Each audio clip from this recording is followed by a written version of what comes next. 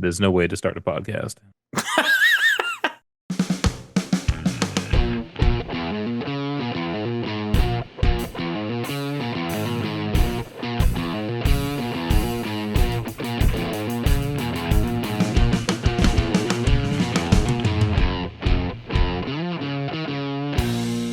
All right.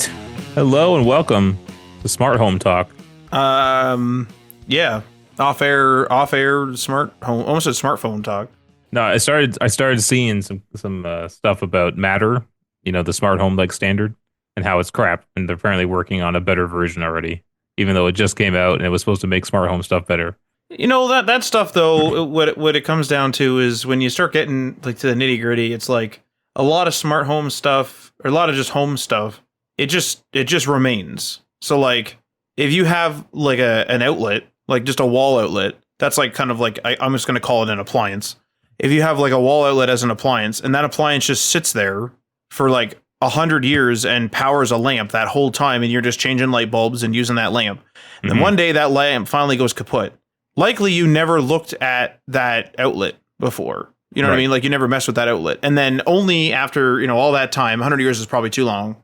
You're like, all right, it's time to get a new lamp. And then maybe you're like, oh shoot, this one only has 2 prongs. You need 3 or whatever, right? Like at that point, you may need to change that outlet. My point is that like smart home stuff's going to constantly get better. But once you put in the smart switch that turns off and on your lamp, like you're not going to be like, man, I wish I had another one that had that also turned this off and on. Mm-hmm. Like it's just such a like lamps are like so simple.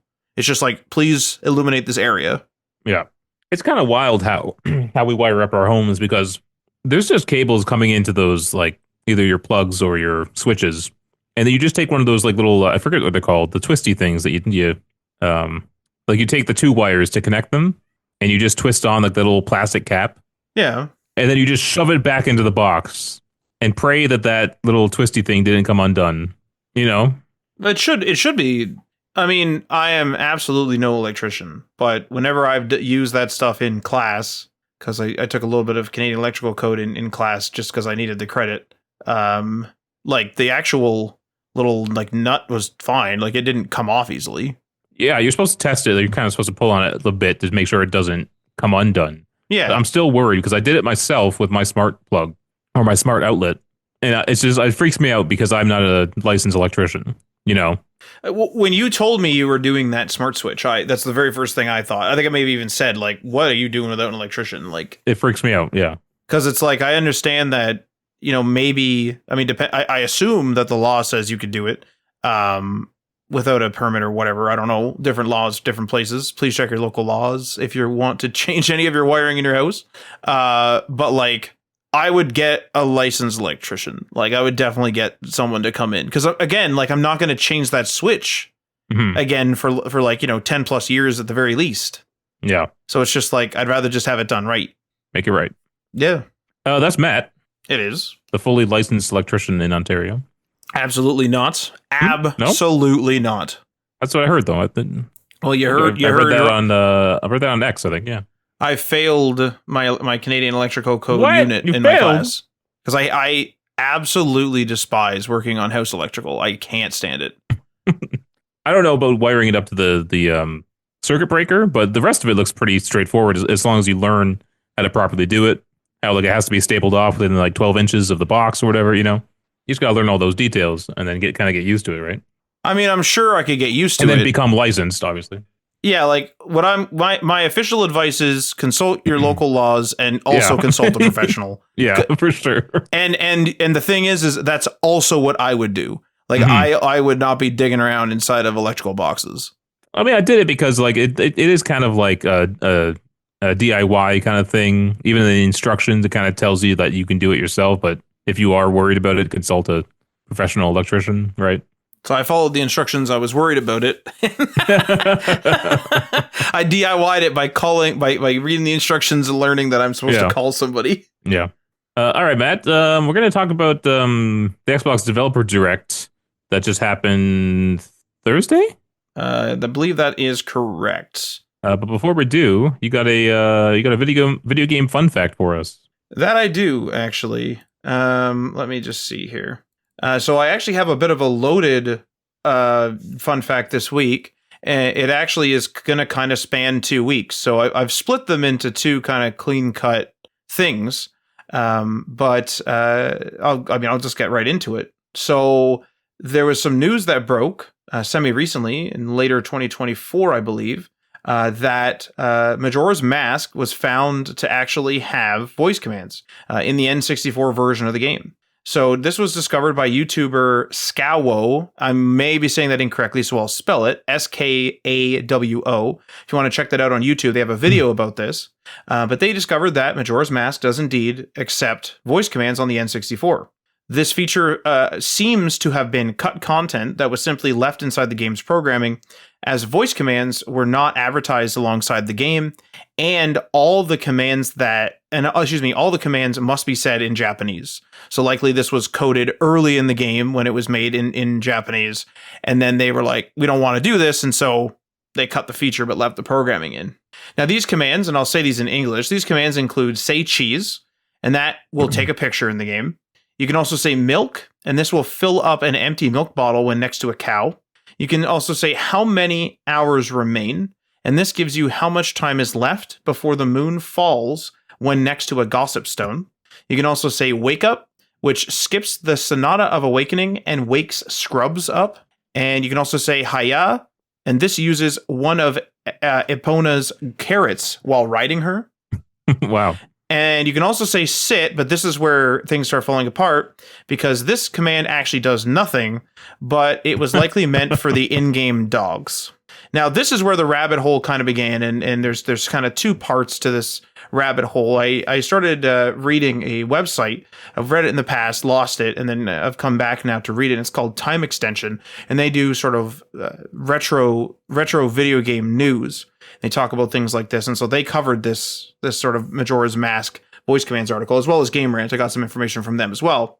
But this is where kind of things began. So these voice commands can be input, the ones that I just mentioned, using an official accessory called which is the N64 microphone, known as the VRU, or Voice Recognition Unit. But Time Extension also mentioned that these commands may have been influenced by the Famicom Disk System, and I'll get into that in a little bit later.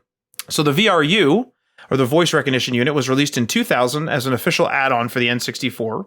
That was in North America. It was released a little earlier, in 1998 in Japan, and it comprised of a gray box with a headphone jack in it that connected to the console via controller port number 4.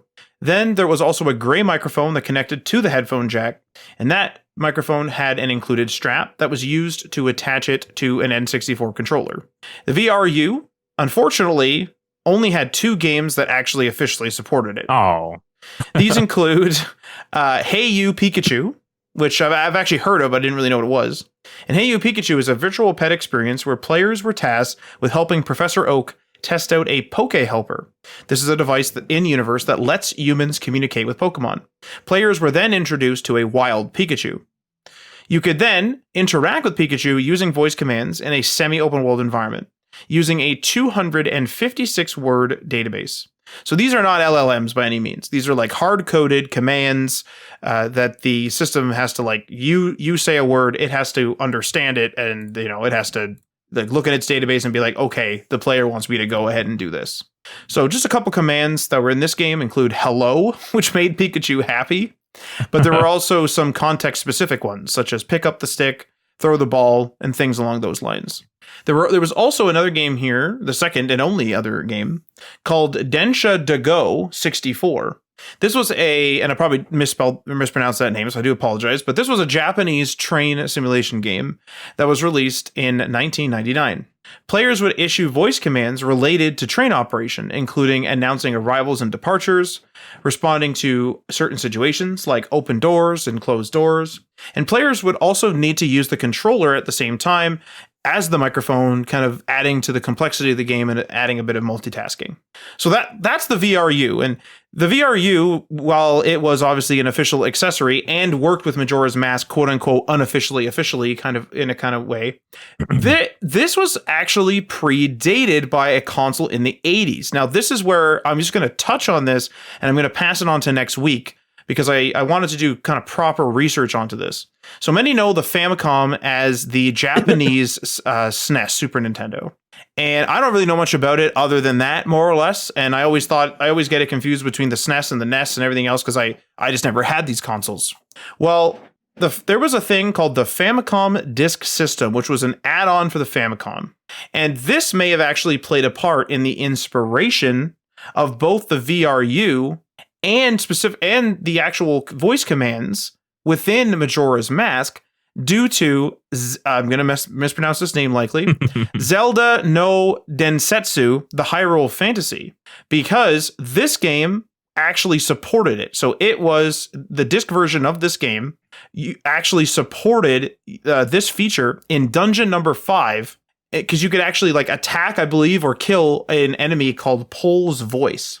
And I found a blog on Blogspot, which I thought that platform had died, but this is an active blog, and I actually enjoy the blog. I found a blog on there, and it's called Obscure Functionality, excuse me. And they were talking about how you were basically just sort of kind of supposed to overpower Pole's voice. And they found that just blowing into the microphone was actually the most effective method. Yeah. Yeah. So I'm not going to touch on this anymore. Like I'm going to next week, I'm going to talk about, the Famicom and the Famicom Disk System, because there's actually more than 2 games that support a microphone functionality that was built into something from the 80s, which kind of blew me away. And I didn't want to like spread this fun fact too thin. But that's it. So we have an official accessory that kind of flopped. We have its potential, or I guess its literal predecessor, potential influence on the creation of the VRU, its potential influence on the creation of these voice commands within Zelda, because obviously a previous Zelda game had voice commands just just on a different system. And we also have, what the VRU was and how crazy it was to use voice commands way back in the day. And that's it. I can't imagine what the voice quality would sound like through that microphone. I mean, it certainly wasn't recording it, I hope. But even those the Rock Band mics which were just Logitech USB mics, like they were just rebranded with a Rock Band like logo on it, because you could find the Logitech ones at the store or whatever. Those were not very good. I don't know if you heard your own voice in Rock Band before, but Jesus. The actual like Rock Band USB microphone that like came with like the PS3 version. Yeah. I've used it on PC and I didn't think it sounded too bad. This was also at a time, though, where our microphones that we were using day to day weren't great, though. Mm-hmm. So, I mean, maybe it was better than my headset at the time. Right. It's amazing, though, how like things don't necessarily change, or at least like what people try has already been done before. Because like, you remember in the era of like Kinect? Mm-hmm. And there were games like Mass Effect 3, I think it was, and one of the Splinter Cells where you could shout commands to your Kinect and then it would like interact with the game or something. Yeah, there were a lot of games. I remember like FIFA back then. If you like made a bunch of ruckus or whatever, the coach yours, like, 'cause that's supposed to be you, would get like you could get penalized like a red card or something. Yeah.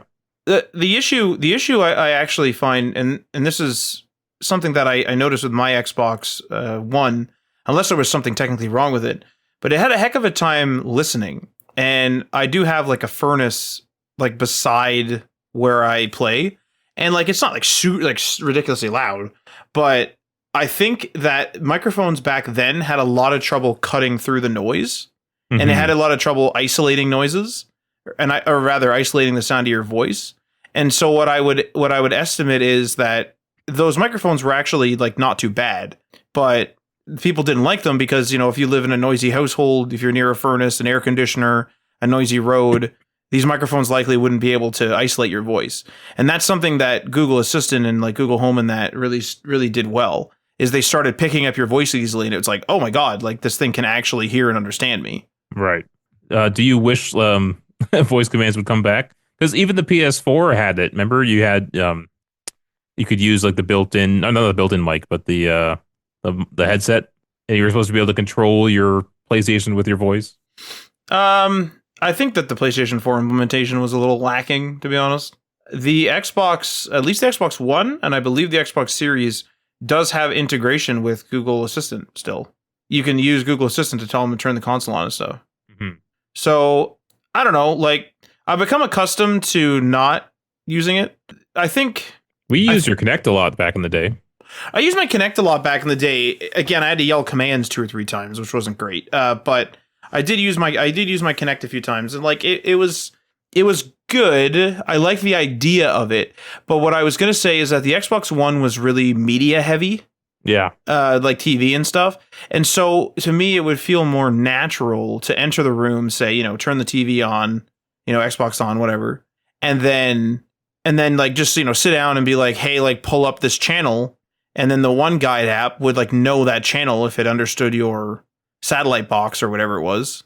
And then you could just watch that, Mm-hmm. like something like that sort of experience. If it worked well, I don't know if it could pull up specific channels. I don't really remember, but it was like that would be good, I think, without a remote. But like when you're playing a game, you have a controller in your hand, so it's like hold down the button, the console's on.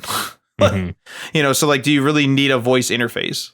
I feel like I don't know about but I've gotten more comfortable using voice commands with like other people in the room. It was a bit awkward at first, maybe like 5+ years ago it felt awkward, but now I'm comfortable just yelling out commands. I'll use it even in person, actually, like in public occasionally. So I've definitely become more familiar with it. When I do it in public, I make it obvious that I'm talking to a device, though. Like I'll hold my watch Yeah. close to my mouth or hold my phone close to it. I won't do it constantly to like disrupt everybody, but I certainly have gotten more familiar. I also enter, like if I enter like a friend's house and like it's dark in a room, I'll just instinctively ask Google to turn the lights on sometimes, and it's like, oh, this is not my place. Mm-hmm. All right, thank you, Matt. That was cool. Well, thank you, Ryan. The dawn of voice commands. Yeah, crazy. God, I'll tell you what though. I remember there was like an accessibility thing in old Mac OS 10. This is like way back in the day, and I could never get it working right. It was always a disaster. This was for what? This was Mac OS 10. Oh my god. They even had a which they still have on Macs to this day, a chess game that's built in, and you're supposed to be able to like read like whatever the numbers, the grid system is to move your chess pieces, but I can't get it to work. That type of stuff, I feel like, at least back in the day, was like trying to become more like, maybe it was like the dawn of accessibility in some cases. Other stuff was just trying to be cool. Like I remember there was like that mouse that attached to your hand. I don't know if you remember that. Yeah. It was like always for sale at Zellers. Yeah. And like, I mean, that could be for accessibility a little bit, but I think it was more so to be like, oh, look how cool my mouse is. Mm-hmm. Weird times. All right. Good stuff, Matt. Thank you. Thank you. We're going to move on to the main story for the week, the Xbox Developer Direct 2025. 4 games were announced, and they actually told us what 3 of them were before going into the Developer Direct. But they announced the mystery one right away, which kind of surprised me. And it was Ninja Gaiden, or is it Gaiden? Ninja Gaiden? I think it's Ninja Gaiden, yeah. Apologies, this is not a franchise I am too familiar with, other than buying a Vita version of it long ago. But Ninja Gaiden 4 was announced from Team Ninja and Platinum Games for fall 2025. They showed off quite a bit of the game, actually. We saw quite a lot of it. But what were your initial impressions? It looks pretty cool. It was, I mean, they showed off, this is like, I mean, what was it, like a decade, I think, since the last mainline entry, I think they said during the presentation. Feels like it's been a while, yeah. And then, of course, they announced like so like that's coming out on Game Pass day one. And then they had like a surprise release of Ninja Gaiden 2 Black, which is sort of like the definitive edition of Ninja Gaiden 2. And that came out like right away, like it's out right now on Game Pass, which is pretty damn cool. And on the Unreal Engine 4 or 5, whatever is the latest one, I forget. Yeah. So like it's the definitive sort of like whatever remaster, fixed up, blah blah blah, like whatever your definition of remaster remake is. Yeah. It sounds like, Ninja Gaiden 2 Black is like the edition to play if you want the most modern experience anyway. And they talked about like new fans joining or new players joining for the first time. So maybe you want to jump in on this Ninja Gaiden Black, which is Ninja Gaiden 2 Black, which is available now. These are, I mean, these reveals made me want to like attempt the game again. I attempted it way back on the original Xbox, and I got, I mean, I don't know about how far I got necessarily, but I got decently far, and you know, it was pretty difficult. Kind of just like played it for an afternoon and had some success with it, and then just never returned, unfortunately. So I feel like maybe I should go back. I'm noticing like a lot these days that like now having gone back and kind of done some games in my backlog personally, that I really was like a strategy gamer back then. And so there was a lot of like action game stuff that I just didn't really get. And so I kind of played like Bethesda games, and then I kind of played like, you know, Call of Duty a little bit. And then so there was these like other like very specific experiences that I played. But when it came to like, here's a hard game, I'd be like, what do you mean by a hard game? Like, you know, COD has a difficulty slider. So like I was kind of an idiot and didn't really understand the mechanics back then. So I think it may be time to revisit, especially when it's on Game Pass. Like, why not? Yeah. I forgot to mention that I'm reading these details from IGN.com. It says, this is a quote from Xbox Wire, with one of the Ninja Gaiden creators. A significant amount of time has passed since Ninja Gaiden 3, and players will find themselves arriving in a gruesomely transformed Tokyo. One of the key themes of this story is the return of the Dark Dragon, which has plunged the city into chaos.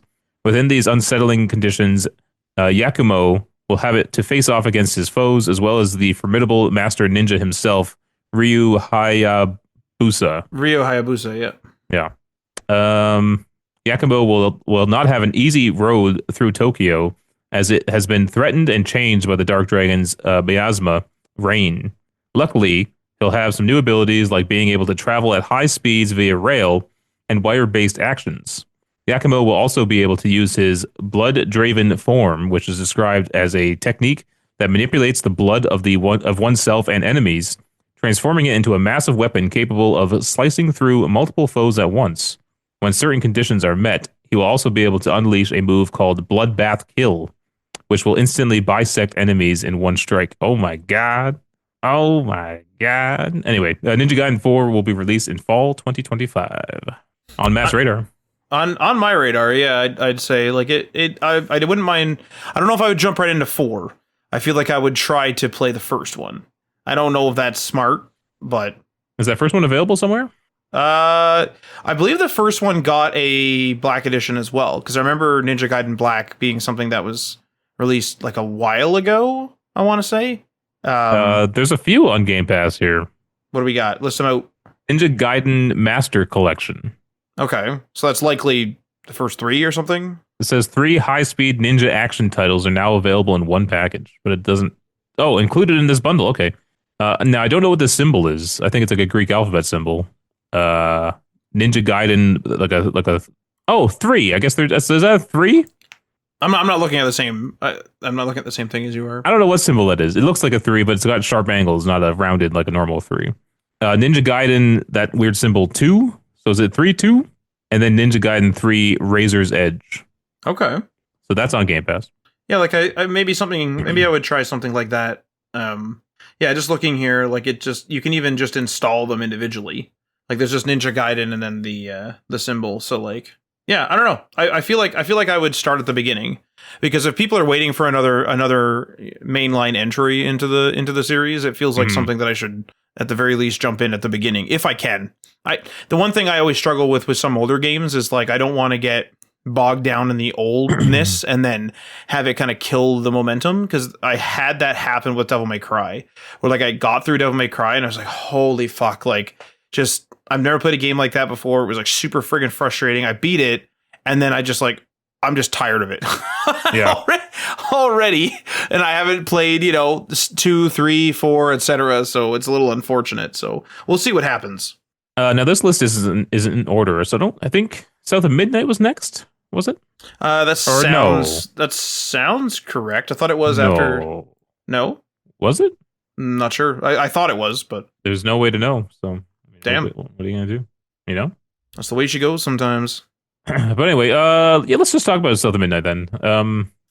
So yeah, this is from the developer We Happy Few, Compulsion Games. The developer of We Happy Few, Compulsion Games. They showed off a new look at South of Midnight during the Xbox Developer Direct. Will be releasing April 8th, 2025. In the trailer, Hazel takes center stage, and we get to see her impressive powers in action.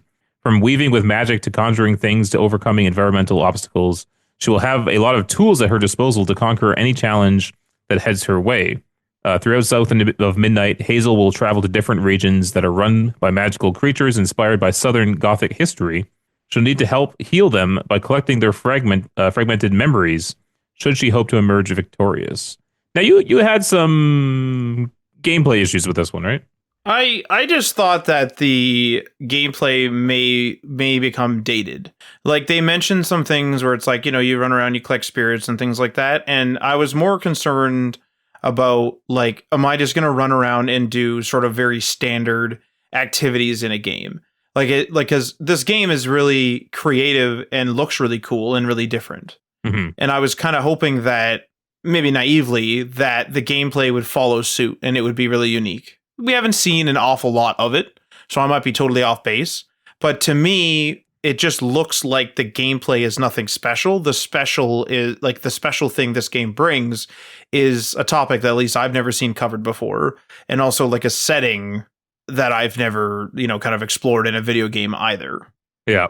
So that was my 2 cents. Like this isn't really on my radar for that reason. I think I would wait for reviews, but what do you think? Like, do you get the same impression about the gameplay? Like I assume you think that the actual style and the topic covered is really unique and cool. But yeah, the theme and the world and the look and the vibe of the game is all doing the right thing.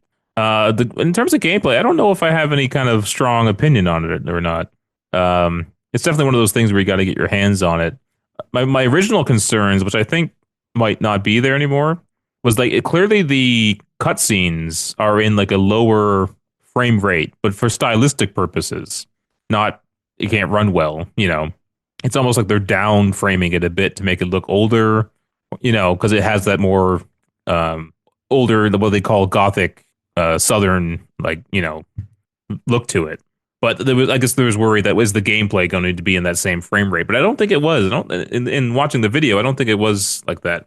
So I think it's just for the cutscenes. But I mean, the gameplay, yeah, sure, it looked like a lot of games, I guess. Nothing like crazy about it, but looks like a fun time.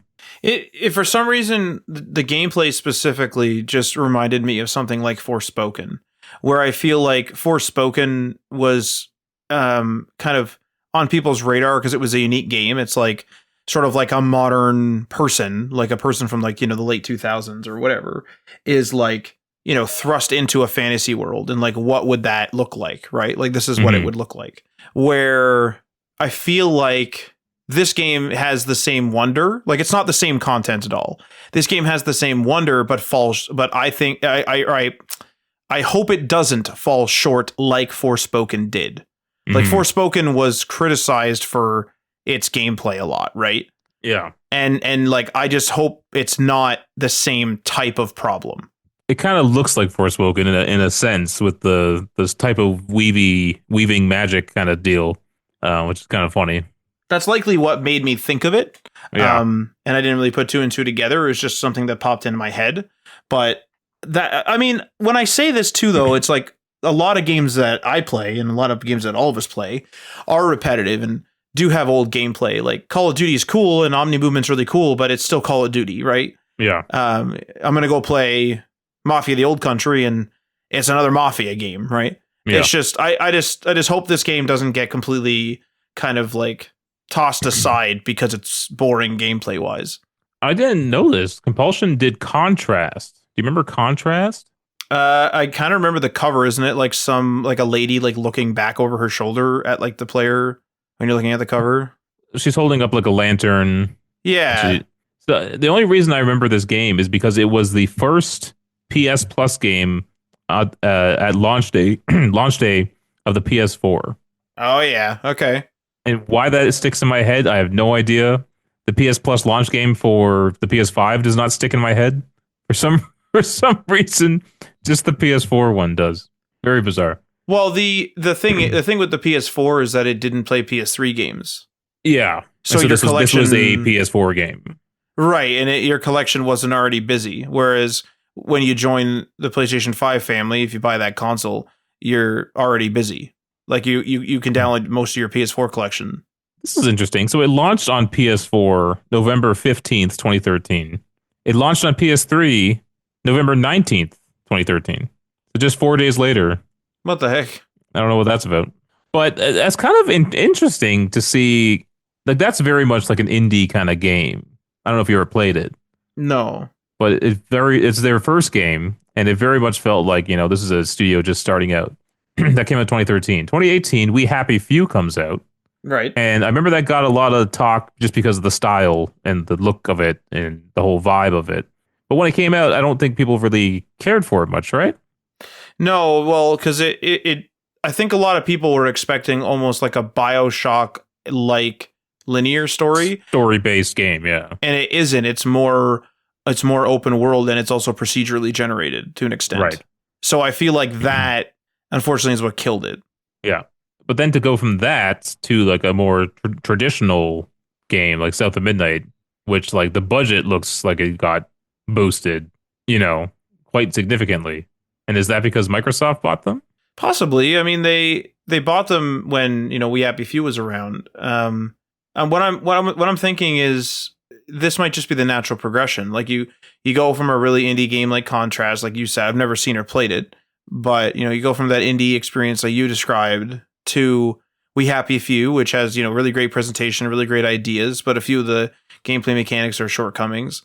And then now we're into the next title where they say, okay, unique environments, unique stories, unique visuals are something that people seem to like, so we'll stick with that, and then we'll change the gameplay up. I'm like, or not necessarily the gameplay, but take away the procedural, and we'll make the world handcrafted, which is they're learning from their mistakes. So hopefully the gameplay is the same, is in the same vein where it improves. I never really heard anyone say that the We Happy Few gameplay itself, like handling the character, was great. I never heard anyone say it was bad either. So maybe it was middle of the road. I'm not really sure. Maybe I should try it.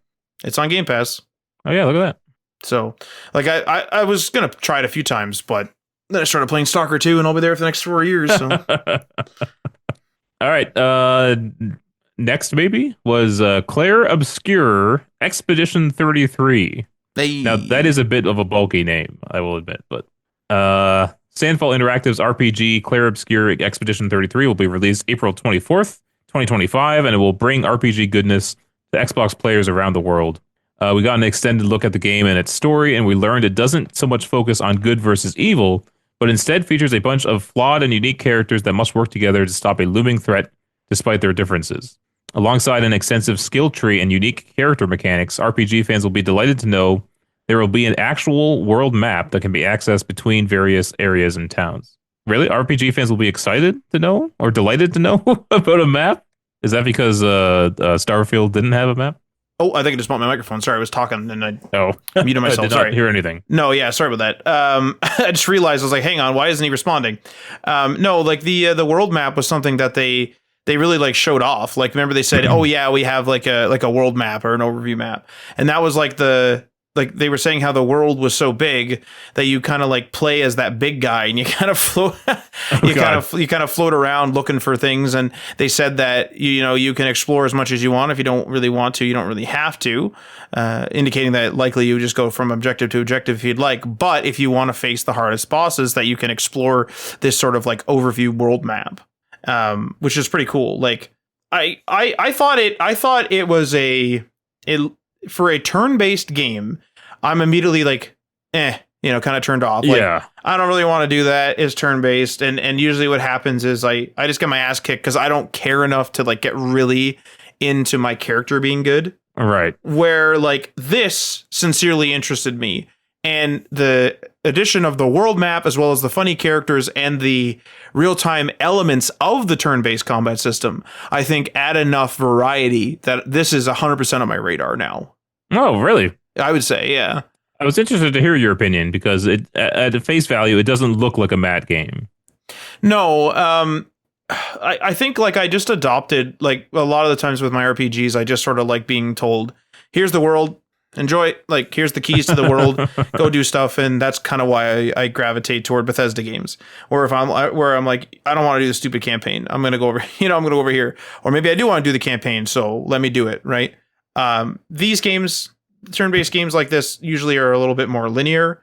Again, like I said, they sometimes I get my ass kicked when the character management is like really hard. Mm-hmm. And I, to be honest, if I'm playing single player, I usually get bored of the turn-based. It's just sort of like, oh, another encounter. You attack and turn. You attack and turn. But this one looks different enough that I think I might give it a try just to even just experience it. All right. Yeah, I kind of like the look of this one. The first time I saw the trailer, I mean, the world kind of looks generically sci-fi fantasy kind of thing, but I just like the vibe of it. And you're right. I'm also not a big turn-based RPG kind of player, but I've also not really tried a lot, so it would be kind of fun to dip my toes into that. This almost, to me, looked almost like if the quality is as good as what we saw, like as what we expect, right? When we get it in our hands, I mean, I kind of feel like this might be like almost like as grand of as an adventure of as an Elden Ring, but a turn-based game. Yeah, and that's kind of cool because I did enjoy Elden Ring for that reason. It's coming to PS5. Cool. Holy crap! Is this not an Xbox game then, or is it an Xbox game that they're sharing with PS5? One of the games, and I'm not sure if it was this one, was Xbox Game Studios publishing. That could have been Ninja Gaiden, though. I don't remember. Take a look here. But I 100% saw that logo come up. Being published by Kepler Interactive. Okay. And the Sandfall, which is the developer, which does not even have a Wikipedia page. What the heck? Okay, so I guess it's not a Xbox title. That's interesting. However, Game Pass, right? Coming to Game Pass. Coming to Game Pass, yep. Well, I mean, we've been talking about Stalker 2. Like, Stalker 2 is not an Xbox game either. Yeah. They helped the studio escape the whole Ukraine situation though. Mm-hmm. So to what extent I haven't researched. But is that coming to PS5 then at some point? People are talking about it on Reddit. I don't know when or if or whatever, but all right. And the last game was the big old Doom: The Dark Ages. This game looked fucking awesome too. Yeah. So Doom: The Dark Ages will be released on Xbox Series X and S, PlayStation 5, and PC on May 15th. 2025, and developer id Software gave fans a gory and delightful new look at the game during the Xbox Developer Direct. It's a prequel to 2016's Doom and Doom Eternal, and will put a huge focus on making your Slayer feel as powerful as possible.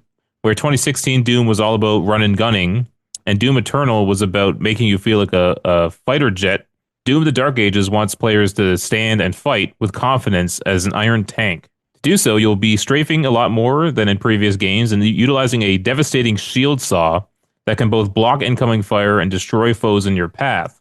Players will also have access to a massive flail, an electric gauntlet, and a spiked mace. And you'll be able to pilot a mech and fly on a giant cybernetic dragon that comes complete with mounted Gatling guns. It's just kept going. Just the ridiculous tools of destruction just kept on building. Yeah. There will also be many more opportunities for exploration and choosing your path in Doom. And your shield saw will be very handy in finding hidden paths. id Software also promises the story will leave the codex and will be told in cutscenes. Oh, so in previous games was the story in codexes? I have not completed any of the new Dooms, so I'm not sure. I played Doom 2016. I played that game and I was not lost. Paying attention to the story at all. But yeah, this looked great. It is always fun to jump around and fly around the map and fight like that. But I kind of like this idea of being an iron tank.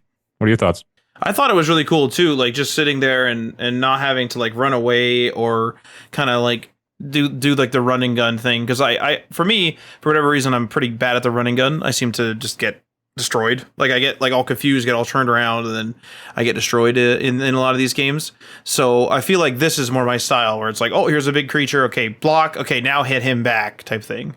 I don't know whether that's the more recent Elden Ring experience that I have kind of echoing in my head or what, but it looked like a spectacle as well, being able to block these huge attacks, fire a huge flail at them and stuff.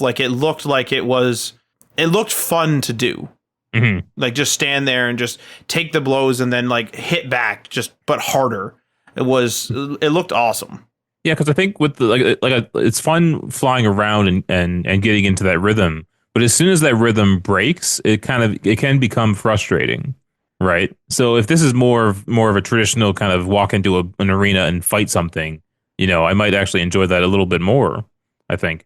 That's what I'm thinking too. Like I haven't played the second one where you're jumping around, but I know that I've played like the original Doom, like Doom 2016, as well as the old Doom, and those ones feel very like they're more running gun style. Obviously, they're a bit different because one's retro, one isn't, Hmm. but they're very like run and gun, and I always found it to be sort of like there wasn't a mechanic I was using to be good. I was just moving a lot, and it was a lot about positioning, which is fine. Like, there's nothing really wrong with that. But this feels like they're like, this is how we want the combat to be. Let's make it a spectacle now. Yeah. Let's make it cool to do this, and it fits sort of the medieval theme that they're going with as well. Obviously, Yeah. the big flail and the big shield, but they also equip the Slayer with like some spiked armor and stuff. So like everything just aesthetically looks so satisfying in this game.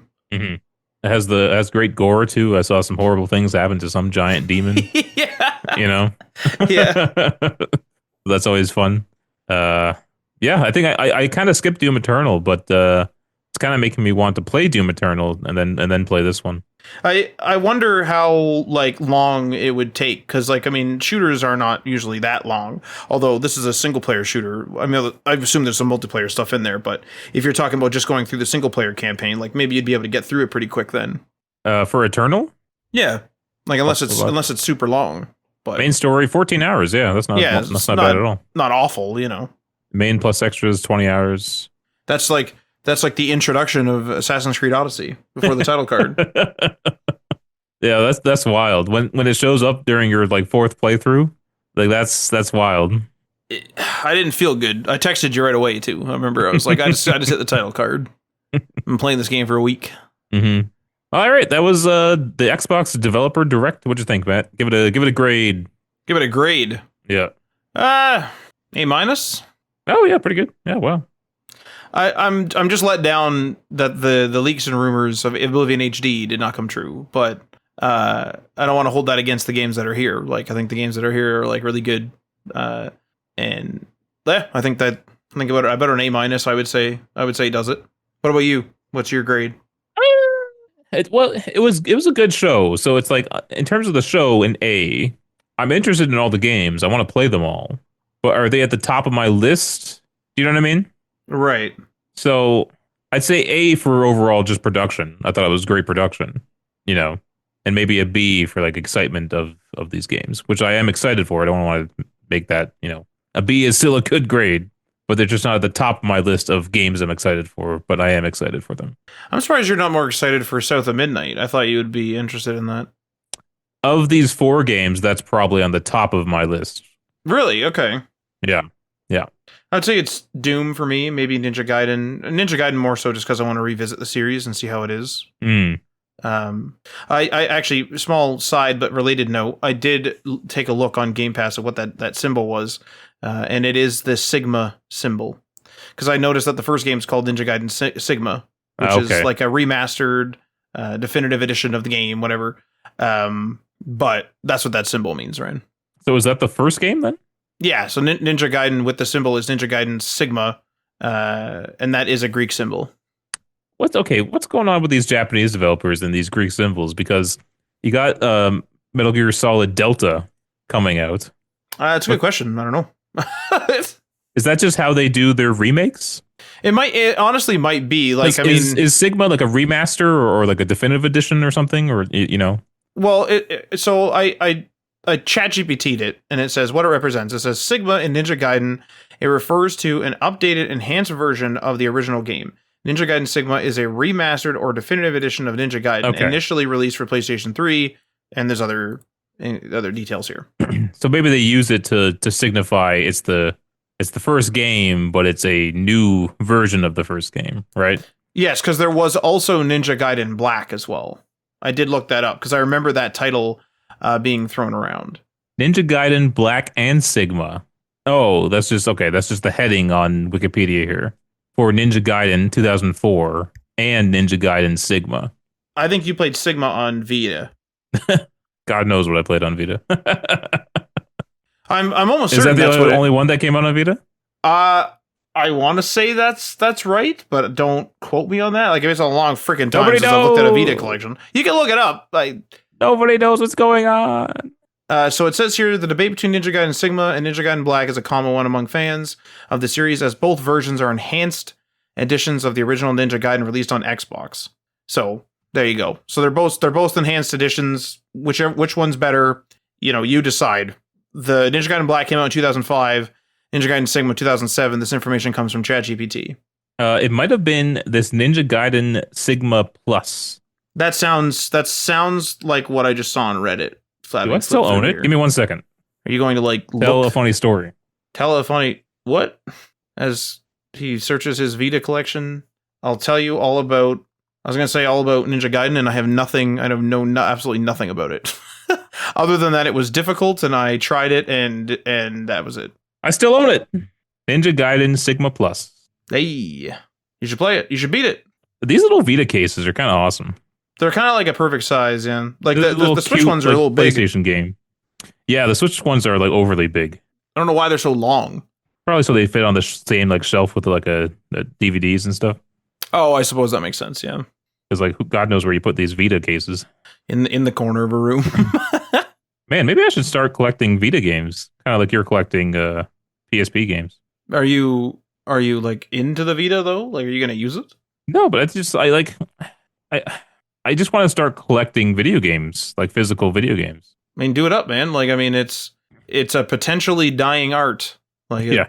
like we may be digital only like within 10 years. You know what's worrisome is that like, discs like DVDs and Blu-rays and stuff, they will break down over time. Oh yeah, And so even though it's a physical medium, they will not last forever. And so I'm wondering if stuff like these Vita are basically memory cards. Do these break down at some point, or will these last longer than a Blu-ray would? I'd imagine any product has a shelf life or an estimated Of survival. course. Yeah. Like if you like left one in an abandoned house or something, sealed it up, and it was perfectly sealed, like the house, I mean, and then Mhm. some YouTuber, exploring with Matt or some fucking thing, comes to like this house is old as hell, and like this other guy, like there was a murder here or whatever, and then he comes creeping through the house and he's like, man, this is a Vita game. Like, I feel like that Vita game wouldn't be in the greatest condition, Mhm. having sat there for 100 years. But it might be better than the disc. Well, I'm wondering if like the data like dies on a solid state medium over time, you know? I definitely was taught this in class, but it's been like over 10 years. I can't remember if it does. I wouldn't be surprised if it does, though. We have the power. The power. Data degradation. It's definitely a huge problem for companies that are around for like a crap load of time. And they have like so much data that they're constantly like growing their digital footprint. And so they have to consider like, oh my God, like X data was backed up, 25 years ago. Like, is this Mhm. medium still going to hold it? Data decay, data rot, bit rot. So will it break down over time? Data degradation in dynamic random access memory can occur when the electric charge of a bit in DRAM disperses, possibly altering program code or stored data. DRAM may be altered by cosmic rays or other high energy particles. Such data degradation is known as soft error. Oh, okay. ECC memory can be used to mitigate this type of data degradation. So that's interesting. According to ChatGPT here, it says SSDs use NAND flash memory to store to store data. This memory retains information by trapping electrons in cells, which are read as binary zeros and ones. Over time, the ability of these cells to retain electrons can diminish. Wow, they actually have examples here on Wikipedia. 0 bits flipped, 1 bit flipped, and 2 bits flipped, and 3 bits flipped. And 3 bits is basically might as well toss it out. This is crazy here. Modern SSDs are designed to last for 5 to 10 years or more under normal usage. It's not long at all. Powered off drives, data retention may be 1 to 3 years, especially for consumer grade drives. This is what that company I interned at backed up their servers onto tape because it's a known quantity how long tape lasts and how to store it properly so it lasts that long. Well, it's likely due to the amount of space. You're working at a media company, like tape, you can store a vast amount of data for a fraction of the cost oftentimes in an enterprise setting. Yeah, but they also know how long it's going to last, so they know when to swap it out for new tape. Right. They were saying at the time hard drives were the main thing in computers back then, and it's like they didn't really know how long a hard drive would last. This is kind of crazy too. Could like to think of like it's like, so I have a SSD from like Samsung just on my desk that I use basically as a memory stick. It's one of those like like slim ones, and it's like I haven't powered that thing on in like probably 2 years. Yeah. So like, you know, if this ChatGPT information is to be believed, of which it should be verified before I believe it, is only 1 to 3 years. It's like I haven't plugged this thing in a while. Like, is that all right? Like, all right. Well, that was it for the developer direct. Moving on to what we're playing. Matt, you're the only one here. Take it away. You are here too. I never go first though. All right. I'll steal the red carpet from you. And I've been playing a bunch of Stalker 2. Stalker 2. I've been talking to you about this, Ryan, and this game feels like super dynamic. Now I'm on my first playthrough of it, so I haven't gone through and, you know, confirmed all this stuff, but at the very least the world is changing a lot. And so it's dynamic in that way. Whether it's going to be different based on my choices and future playthroughs and how different, I don't know. But I do like that the world is changing in that way and it's dynamic in that way. I had an incident, so I've already explained it to you. So, I mean, spoiler alert for Stalker 2. But I left Circa, which is this like government lab, and I kind of finished that chapter of the game. And I was really loaded up on loot, and I wanted to move to the nearest town. The nearest town was this pretty large, quote unquote, city called Project Icarus.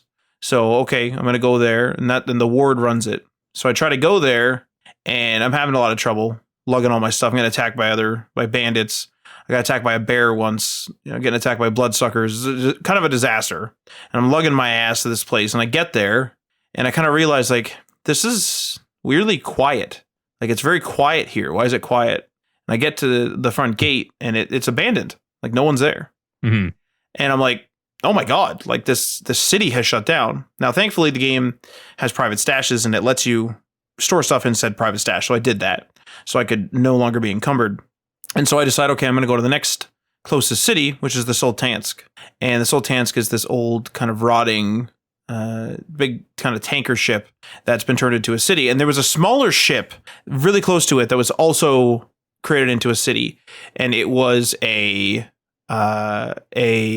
would you call it? Like kind of like a rival city. Like they were rivals. But the Sultansk had all the amenities, and this other place only had a few. And due to my actions in the game, only the Sultansk remains. That other city is also abandoned. So now it's like, okay, so in this swampy area, there were 3 cities, and now there's 1. Mm-hmm. So it's just kind of crazy. So I go to the fast travel person for the first time ever. I walk all the way to the Sultansk. I go to the fast travel person, and a lot of my objectives are kind of close to the initial city called Zalicia. It's the very first city you could get to in the game. When I say city, it's like a town, right? Like a population center. Mm-hmm. And so I'm like, okay, maybe I'll fast travel there. And the guide won't take me there. He'll only take me to the Slag Heap, which is a town that I've left a long time ago. So I'm like, okay, I'll go there. So I fast travel there, and I get this like radio thing where the ward is like, the monolith is coming, and this is due to my actions in the story. The monolith is coming. We need an evac. We need to get out of here on a chopper now. I go outside, and the freaking monolith is, as far as I can tell, they're all monolithians, and they're running the place. Like, they've taken over the city. They've taken control over the city. And due to my actions previously in the game, there are these people called techs, and they repair and upgrade equipment. And the tech at the Slag Heap is fucking dead. The tech at Project Icarus is now gone, and the only tech I have in the area is now the Sultansk. So now I'm thinking, oh my God, like I couldn't fast travel to Zalicia. Like what has happened now? So I run down to Zalicia, and they start radioing for help. And I get there, and they're in this huge gunfight. So I have this like massive gunfight, explosions going off, big old fucking mess. The doctor gets shot in the gut twice. I'm running over, saving him. It's a big old fucking disaster. We hold up, and then they're like, okay, this guy, which is the tech of Zalicia, this guy, kind of took a lot of damage, like he's been hurt really bad, and artifacts are keeping him alive. You're gonna have to find my surgery kit, because if you do not, he's gonna die. Mm-hmm. And I'm like, oh, great. So I'm going to have one fucking tech in this game, because I've pissed off the Noontiders, which was another city I haven't mentioned. I've pissed off all these other people, or they've been killed, or they've left, or whatever. And so, oh, fantastic. So I rush out, do this mission, rush back, save his life. And that city is just like all fucked up. Like usually the main dude's kind of hanging around the bar. The bartender's there. He's like selling and buying wares. And there's the different buildings. There's like a tech building with his garage. There's like a shelter for when there's missions. And there's sort of this like dynamic community, right? There's guards at the gates at the various entrances into Cilicia. And that's all now been taken aback, and it's all inside of this one sort of like town hall like building, and everyone's just kind of holed up in there, and they're kind of on their last leg. And I'm thinking to myself, like, this game's pretty fucking cool. Like, I've made some decisions in this game that effectively cause like a war to break out in the zone, and the war is literally breaking out. Like, and the guys that are coming after me are like serious shit. They're dropping me so fast, and I thought like my armor was awesome. And apparently not, because they're dropping me like super fast. They're just missing me like with ease. Now maybe it's my guns and I can drop them faster or whatever. I have to take an assessment of that. But like in a game like Oblivion, for example, or many Elder Scrolls games, the cities, like the population centers, they act as anchors, right? It's like players can expect to go there and, short of there being a specific quest or a special circumstance, players can go there, get some rest, buy and sell goods, interact with factions, get other quests, use the amenities that are unique to that city, etc. Maybe buy a home, decorate it. The list goes on. And you can expect that from these population centers. In this game, it's like I'm, fleeing across the swamps for 40 minutes only to be greeted by an abandoned city. And to me, like, that's crazy. Like, that's so dynamic, and it's like super cool, where it'd almost be like in Oblivion if they were just like, you know what, like Bruma's gone for some reason. Like Bruma is no longer, or Skingrad is no longer. And I get there and like Skingrad's just been completely ravaged and destroyed. And you're thinking to yourself, like, what the fuck happened here, right? But instead, no, you in an Oblivion, in an Elder Scrolls game, you have the comfort of those population areas. And so I just think that's super cool. So I'm kind of enamored with this game right now. I still haven't explored probably 70% of the map, which is starting to scare me a little bit. Jesus Christ! But the way I'm playing it is like I'm not necessarily hiding from other games. Like if I feel like I want to start another game or something, like I may, and I'll just chip away at this mission by mission and just kind of enjoy it as I go through it. So that's been my week. A lot of Stalker 2, a little bit of Call of Duty, and which is, the season is ridiculously long, at least for the amount that I play. And I did a little bit actually of Battlefront 2 of all things. I booted that back up, so on Game Pass, a buddy wanted to try it out, and we did the co-op mode and a couple other modes, and it was pretty fun, actually. Last time I played it, it was still kind of mired in controversy of loot boxes, and they were trying to fix that and all this other crap. I'm still like 50-50 with the maps of the game. I would say that like they're not necessarily detracting from the game. Like, I'm not saying like, oh, this game sucks because of the maps. I just think that like they're just, the maps maybe aren't my vibe a little bit, but I mean, that's totally fine. Like, I'm also not a Star Wars aficionado, so like I might be talking out my ass a little bit when it comes to the setting, to be honest. But no, that's it. That has been my week. What about you, Ryan? I was just thinking about it. I don't think I've played Indiana Jones in a week. That's not good, right? That's not good. What have you been doing? Anything? Like, are you doing like something else? Like, are you woodworking? Like, what are you doing? No, watching freaking Homes on Homes. What? Sincerely? Yeah. However, I also did get a 4K Blu-ray player, and I've been messing around with that, watching movies and stuff. So that has also taken up my nights a bit. But I mean, I've been like, it's just so much easier just to play like Overwatch or Marvel Rivals, or we've been doing Suicide Squad. to game more socially rather than solitarily. We were actually talking about that, and like we were discussing how like this is a bigger topic, so let's maybe not dive into the whole thing, but it's like this gen doesn't feel like it has a definitive game. And we kind of brought up that like a lot of these games are like social games as a service, drip feed, updated forever games. And so Fortnite doesn't feel like a PS5 game, even though it is, like it's been upgraded, but just because it's been around for so long. Yeah. And we played a bunch, and like that's not necessarily a bad thing. It's just a change. Mm-hmm. It's a change, and I think I just have to get used to it. Yeah. You might want to like. Obviously, I'm biased to my own method, and like it's just advice you don't have to follow. But I've been really enjoying my method of doing stuff lately, which is just like if I want to boot up like Mad Max, which I did the other day on like Steam, just to see how it runs on there and played a bit, I'll do that. And then like I'm not gonna be like, no, I'm playing Stalker. I have to play Stalker. I force myself a little bit so the game doesn't become like 8 months out and I haven't played it, but it's just a lot more organic. I don't know about you, but like I always feel the obligation to finish what I'm doing. And I used to never do that as a kid. I never gave a crap. It was just sort of like I would get to a part in Stalker or any game and be like, Jesus, that was hard. And then sometimes I'd be done with it and never come back. And so I'm not necessarily going to do that. I'm still a little bit of a completionist, but just being more casual and being like, I'll boot this up maybe later or whatever. Yeah, it's hard to get out of that mindset where it's like, oh, I need to finish this game or whatever. Like, it's hard to break that kind of mindset, Yeah, like it's not an easy. I don't know whether it's like an adult thing where it's like we're kind of taught to complete the things we start. Yeah, whether that's school or work or whatever. But I don't know the influence. I'm not a psychologist, but like just getting back to, at least for me, when I was a kid, when I would just be like, I feel like being a pirate today and like booting up Black Flag.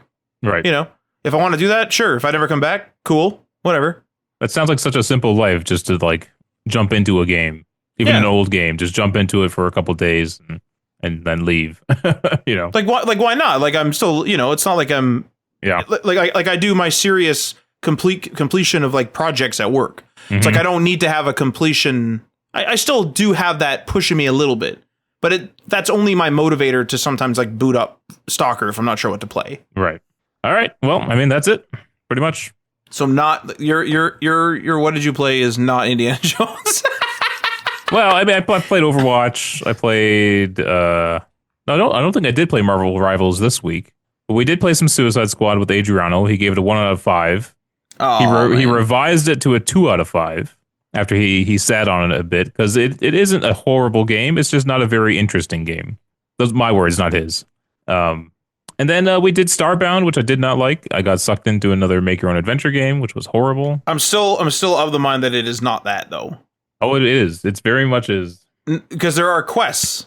Yeah, but the make your own adventure part is also just, go craft a thing. That's make your own adventure in my mind. Okay, well, to me it isn't, because it's like, I need to craft this, I better get it done. We are going to play Sniper Elite 5 next week, I believe. Yeah, and then possibly Resistance the next week, because it's not out. It's out on Thursday and we stream on Wednesday. Yeah. So we may do that. I have them both queued up for download, so. And that's it. So you can watch the stream on twitch.tv/DamonPatchMedia, Wednesdays at 8-ish, if we can. And we'll see you guys next time. 8-ish if we can. Depends, man. Depends. Hey, yo, peace.